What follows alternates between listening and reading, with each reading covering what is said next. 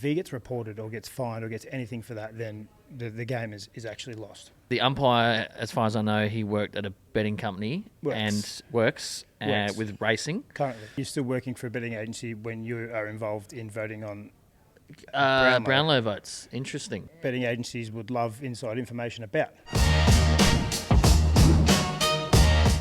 One of, or I think it is the talking point, was that last game, Port Adelaide versus Zak Butters. Yeah. What's your take on it? So obviously, the umpire, as far as I know, he worked at a betting company and works with racing. Currently, yes. Currently works. I was watching him on Saturday morning, one of the racing shows. Giving his tips. Yeah, giving tips Interesting. out, and obviously it's very aggressively sponsored by a betting agency, which he works for. And then obviously he's reported Butters and the audio's gone missing. So what do you think of the whole situation? Because tribunal tonight. Tribunals tonight. Audio's gone missing, which I find mesmerising because it's always on. I think sense. Butters is like, he's surrounded by 3 of his teammates and a trainer. Correct. And then the umpire. So if all of those people are interviewed and they say one thing and then the umpire says no, another, like they're gonna, who are you going to believe? And then the AFL, they always, the media, they always like, we have to back our umpire. I'm like, why? Why exactly? Because he looked shocked at the decision, so that makes me think that he didn't really say anything too bad. No, and afterwards, even the worst thing was, and this is where I get my knickers in a knot about umpires. Wait, they actually think like they're like untouchable, and they think that they're above like the players. Yep. Like they rule the games, which in terms of like when I rule the game, you're ruling the game and how it's played, and making sure that everything is in. But you're not better than the players, Correct. And you're not at a higher stature than the players. But by when Butters tried to go after the game and talk to him about it, doesn't want to talk. Didn't want to buy of it. Didn't want to buy of it. Like that just shows like you think you're like better than. Yeah. And you create that divide. That is why there is a divide between, supporters, umpires and players. Because you're trying to, and even the AFL, they put them on a pedestal and say, no, these are untouchable. But you're not. They're just another person. You can have a conversation with, like Razor Ray, of all the amount of shit that he used to cop. At least he would talk to you.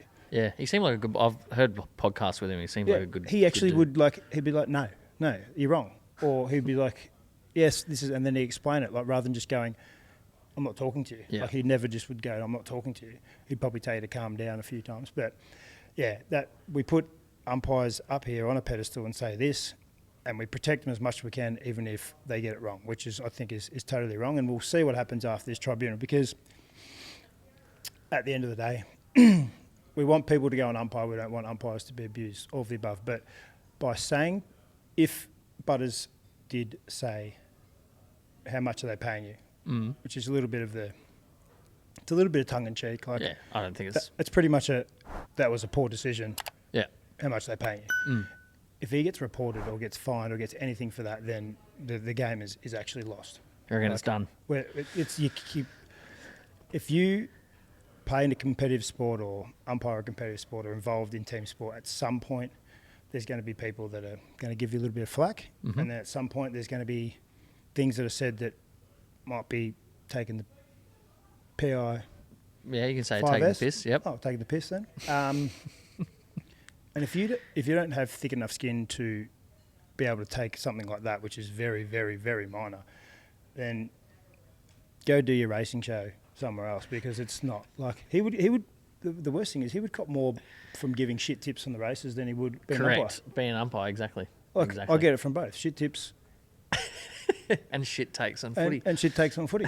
And then when I play shit at footy, you're getting I'm getting it from all angles. Getting a triple. Yeah. Yeah. And you know what? If I didn't have thick skin, mate, I'd be in big trouble. You can handle it. So yeah, it is part of our game. I don't care when people say no. You can't say that. You can't. You can say whatever you want. If you step over the line, you get in trouble. That's not stepping over the line. No, I think it's pretty minor. Didn't swear. Asked a question. 99% when you make that statement, it's like tongue in cheek.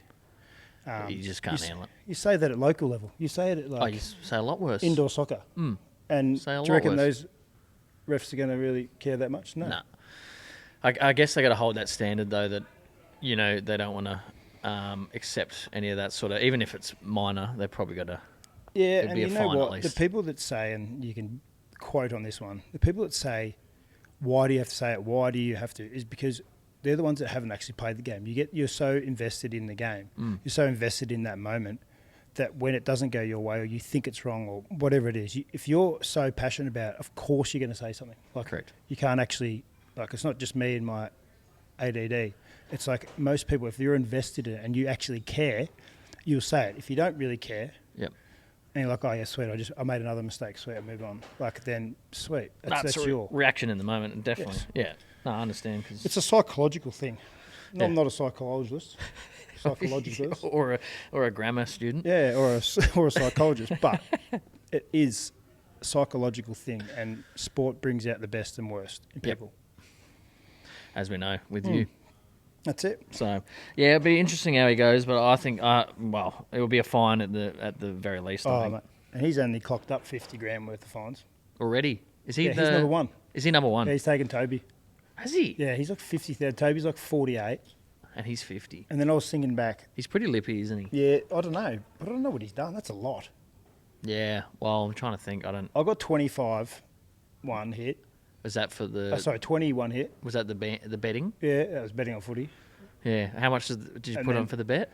$20. Did it cost you 20 grand? Yeah, it's not a great bet. It's probably why you're not allowed to be involved in a betting agency. Although, yeah, talk to me about that. Well, it was funny because late last year and earlier this year, I met with an AFLW team about potentially going and doing some coaching there. Mm-hmm. And before I met, I did flag the fact that I work for a betting agency, and I think there might be a little bit of an issue there. Yes. But still met, still had a good chat. And their football manager obviously went to the AFL and spoke about that and asked the question. And they said that I couldn't because I was involved in a betting agency, conflict of interest and all that. Yep. So I couldn't be coaching, couldn't be like sort of involved in, obviously like you're in match committee, you're in selection, you know who's in, who's out, could be a late change, all that sort of stuff. So okay. I totally understood that. We asked the question, it didn't work out, and obviously it didn't go any further than that. But then obviously they have spoken, this umpire, as I said, they've been put on a pedestal again because, but he's allowed to, he's got permission to work for a betting agency and umpire. So I guess because he doesn't have that, because it's racing, so it's not really affecting team selections and stuff. But no, but it's pretty unfair, mate. But you're still working for a betting agency when you are involved in voting on Brownlow votes. Interesting. Which betting agencies would love inside information about. That is very interesting. So put that little question mark there. If you've got your little, you know, you do your, when you cut things up. Yeah. Put, big question marks there. That is, I never thought about it that way, actually. Yeah. So there you go.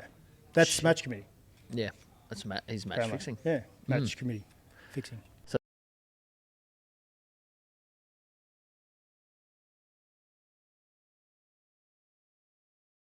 you win some, you lose more. For free and confidential support, call the number on the screen or visit the website.